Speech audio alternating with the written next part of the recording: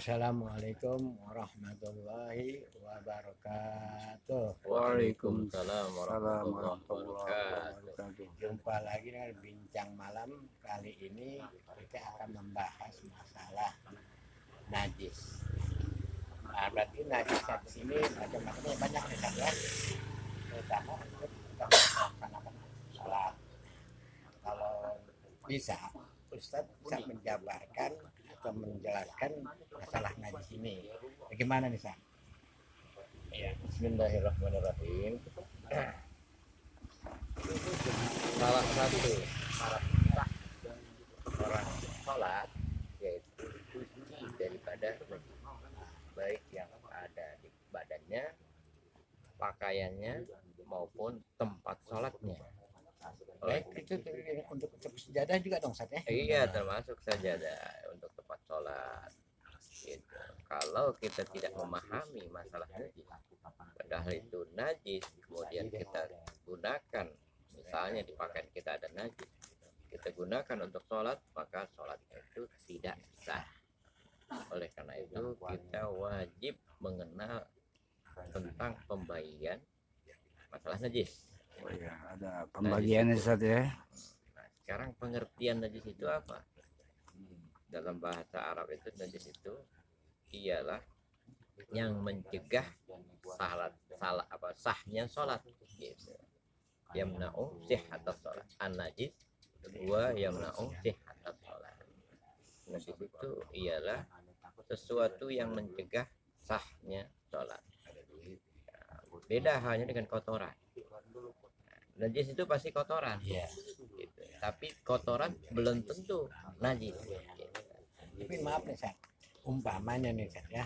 Kita lagi melaksanakan sholat. Ya, sedang melaksanakan pakai sejadah. Dan setelah kita lagi melaksanakan sholat, ada kotoran pecah jatuh di sejadah kita. Pas di tengah-tengah. Nah, kita bagaimana nih, Sat? Kalau upama kita sujud, kita pasti kena.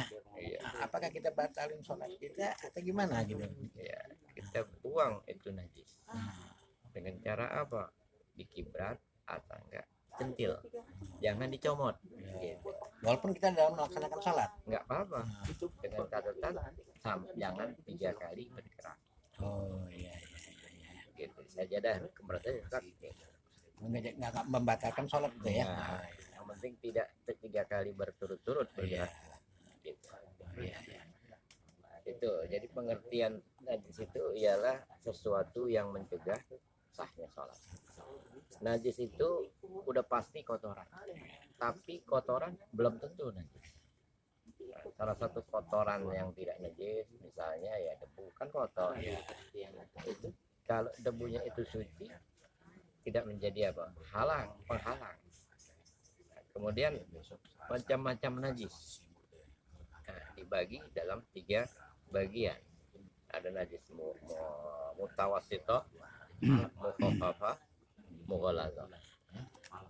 Secara keseluruhan yang dinamakan najis, yang pertama yaitu ar-rausu, kotoran hewan. Ya. Ya, Yang tadi saya bilang iya, itu ya kan. kotoran hewan. Wal itu kotoran manusia. Kemudian wadamu, darah. Kemudian lagi wal qai, nanah. Wal qai'u, muntah. Kemudian wal khinziru, wal kalbu, wal khinziru, anjing dan babi. Kemudian yang terakhir yaitu bangkai, kecuali bangkai ikan dan belalang. Itu pembahasan khusus. Nah, itu secara global bahwa najis itu darah, nanah, muntah, kemudian kotoran manusia, kotoran hewan, kencing, kemudian anjing, babi dan bangkai. Itu namanya najis gitu. Nah, kemudian begitu juga termasuk hewan yang masih hidup, kemudian ada bagian hewan terlepas gitu. Contohnya di Misalnya, sana ya. Contohnya kakinya itu terlepas dari tubuhnya, maka kakinya itu bangkai najis. atau bulunya terlepas dari badannya, kecuali hewan yang boleh dimakan dagingnya. Contohnya ayam, Ya, burung. nah, burung yang bisa dimakan, yang boleh dimakan dagingnya. Misalnya bulu ayam, ayamnya masih hidup, bulunya kita copot, itu apa suci, Suci ya. gitu. Kenapa? Karena hewannya boleh dimakan. Gitu. Kalau kambing bulunya terlepas, kan kambing boleh dimakan. Iya.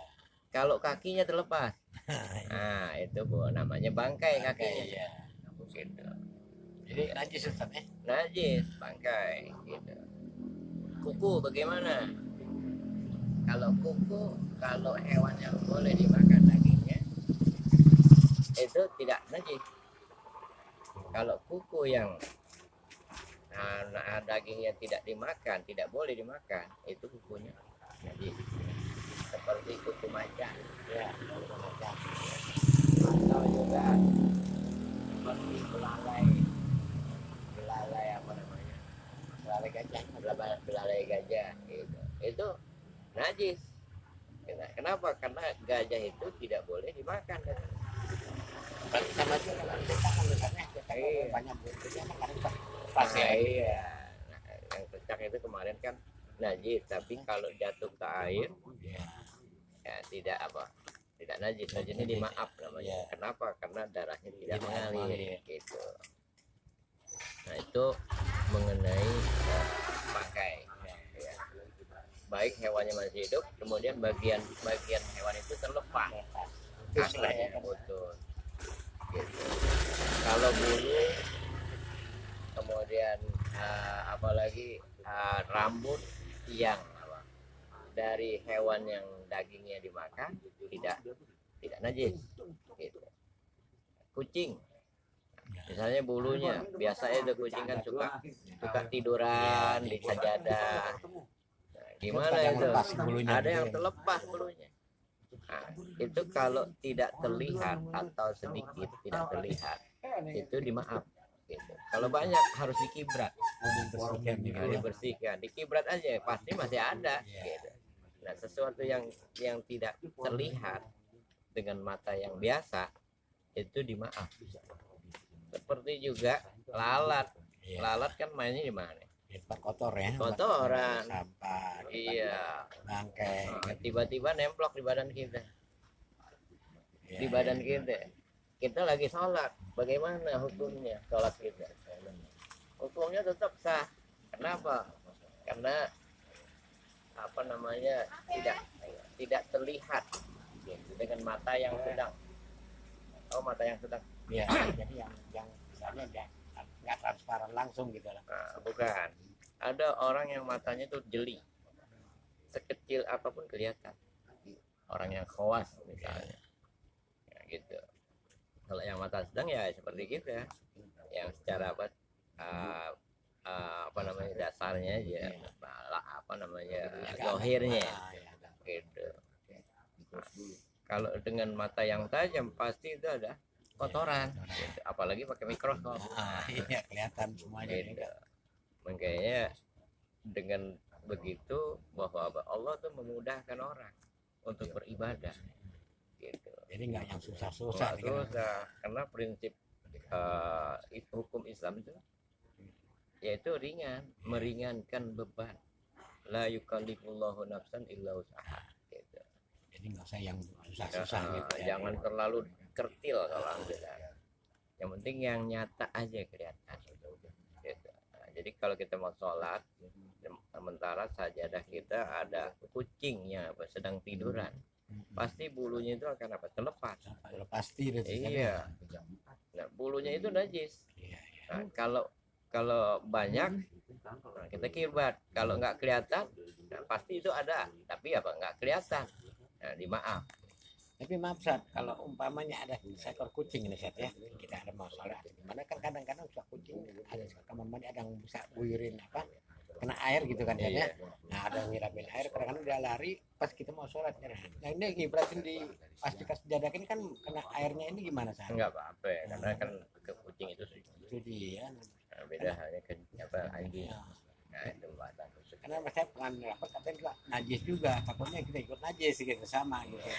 Ya kalau kita lihat suci ya itu yang penting tidak ini tidak terlepas, yang kita lihat terlepas ya. Kalau enggak itu ya. Karena masih nempel di bulu. Tiap hewan yang masih hidup semua suci. Gitu. Kecuali dia habis ngobak di kali.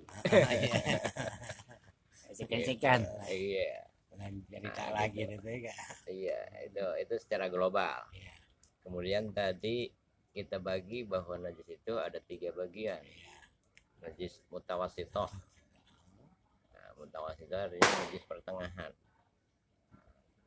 Yang seperti kita sebutkan selain anjing dan babi. Kalau anjing dan babi itu mukholadzah. Pasti Nanti kita bahas mengenai bagaimana cara mensucikannya. Yang kedua mukhafafah, yaitu najis ringan. Najis ringan itu yaitu khusus, yaitu kencing anak kecil laki-laki yang umurnya 2 tahun dan makannya hanya susu ibu, susu asin ya. ASI. Nah, kalau udah 2 tahun udah makan apa? Kalau makan Makanan. pisang itu bagaimana Sat? Kalau makan pisang atau buah-buahan Itu udah nggak boleh. nggak boleh, Udah ya? bukan najis mukhafafah. Apalagi umur 17 tahun, 20 tahun masih minum susu ibu. Siapa itu? Bahaya tuh. Bapaknya biasanya. Gitu. Jadi pokoknya anak laki-laki umur 2 tahun yang makannya hanya susu. Kalau obat lain lagi. Ya biasanya kalau orang dulu tuh ketika anak baru lahir kira-kira umur seminggu kadang-kadang dikasih kopi asal enggak dikasih cengkir, tahu cengkir? Ya kelapa itu ya. Iya, apa supaya perutnya kuat. Itu namanya obat, nggak apa-apa. Ini yang dimaksud makanan. Ya macam Makanan untuk mengenyangkan. ya macam buah-buahan ya Bang. Buah-buahan bisa gitu. Itu udah bukan najis mukhafafah. Ya, yang menjadi pertanyaan lagi, kenapa kok laki, kok perempuan kagak? Gitu. Nah, ini yang antiknya sedang menikah seperti ini. Kenapa khusus laki gitu kan? Iya, itu semua kitab-kitab itu mengatakan hanya laki. Kalau perempuan tidak. Nah, ada yang beralasan. Kalau perempuan, maaf, kencingnya itu agak tajam. Gitu. Sehingga dia tidak termasuk najis mukhafafah. Gitu. Ya, kalau zaman dulu kan anak kecil itu suka buang air ngompol gitu. Itu beda ngompolnya anak perempuan dengan laki-laki. Lebih tajam anak perempuan. Itu wallah alam kita nggak tahu, nggak ngerti. Kemudian Nabi juga mencontohkan bahwa ada seseorang lagi sedang gendong anak kecil laki-laki, itu dicepritkan Gini ya. dengan rata, Cepretin ya. dicepretin. Itu udah cukup menghilangkan lagi Oh iya, namanya mukhafafah, hanya diperhitkan aja, nggak dicuci, nggak dikucek gitu. Nah, kalau perempuan disuruh cuci gitu. Nah, jadi itu ada hadisnya agak panjang. Beda jadinya nih Sat, ya. Tapi menurut penelitian bahwa kencingnya anak perempuan itu lebih tajam daripada anak laki-laki. Mungkin karena ya saya kira itu mengenai najis mukholadzah, yaitu anjing dan babi. Nanti persoalannya yang mana najisnya? Apakah seluruh tubuh? Apa tertentu? Demikianlah teman-teman sekalian bincang malam ini yang dibawakan dari narasumber kita. Wassalamualaikum warahmatullahi wabarakatuh. Waalaikumsalam warahmatullahi wabarakatuh.